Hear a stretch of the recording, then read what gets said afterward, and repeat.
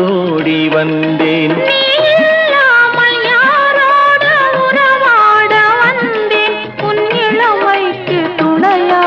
தனியாக வந்தேன். நான் மலரோடு தனியாக ஏன் இங்கு நின்றேன்?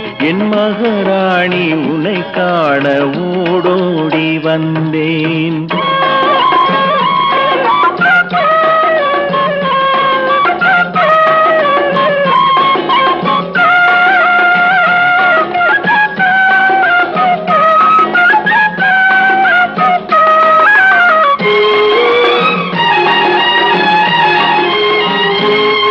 நீ வருகின்ற வழி மீது யார் உன்னை கண்டார்?